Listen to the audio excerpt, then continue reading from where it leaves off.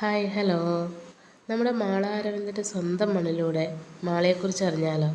ഒരുപക്ഷെ ഞാനടക്കം കുറച്ച് പേരെങ്കിലും മാള അരവിന്ദനിലൂടെയാണ് ഈ നാടിനെക്കുറിച്ച് അറിഞ്ഞത്.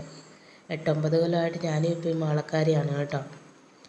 കെ കരുണാകരൻ്റെ ജന്മദേശം എന്ന നിലയിൽ കേരളത്തിലെ രാഷ്ട്രീയ ചരിത്രത്തിൽ ഒരു അതുല്യ സ്ഥാനം നേടിയിട്ടുണ്ട് മാള.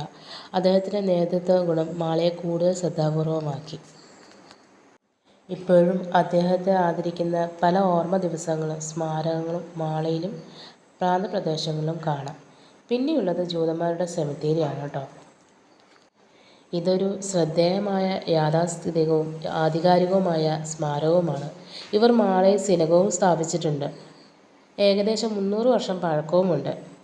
വ്യാപാരത്തിനെത്തിയ ജൂതന്മാർ ചിലർ ഇവിടെ താമസിച്ചിരുന്നു.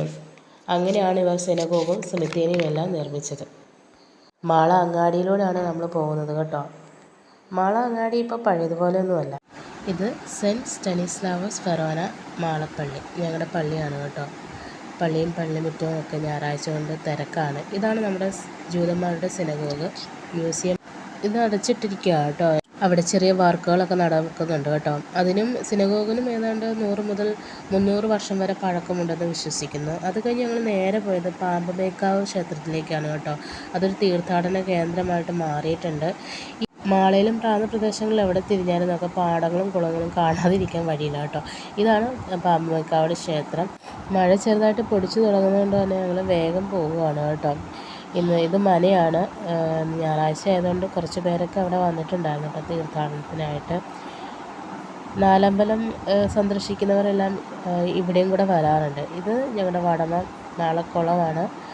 രാജീവ് ഗാന്ധി പണ്ട് വന്ന സമയത്ത് ഇവിടെ വന്നിരുന്നിട്ടുണ്ടെന്ന് വിശ്വസിക്കുന്നു. അതിൻ്റെ സ്മാരകമായിട്ടൊരു സ്ക്വയർ ഇവിടെ സ്ഥാപിച്ചിട്ടുണ്ട് കേട്ടോ. ഇതാണത്. ഞങ്ങൾ പിന്നെ കുറച്ച് നേരം ഇവിടെയൊക്കെ നിന്നു. നല്ല രസമാണ് ഇവിടെ. മഴയില്ലായിരുന്നെങ്കിൽ കുറച്ച് നേരം നിന്ന് ഇരിക്കാനൊക്കെ പറ്റുമായിരുന്നു. മഴയുള്ളത് കൊണ്ട് തന്നെ പൊടിക്കുന്നതുകൊണ്ട് ഞങ്ങൾ വേഗം അവിടെ നിന്ന് പോരുമായിരുന്നു കേട്ടോ. എനിക്കറിയാവുന്നതിൽ കൂടുതൽ അറിയാവുന്ന മാളക്കാരുണ്ടെങ്കിൽ ഒന്ന് കമൻറ്റ് ചെയ്യണം കേട്ടോ. ഇനിയും കുറേ അധികം സത്യങ്ങൾ ഇവിടെ ഉണ്ട്.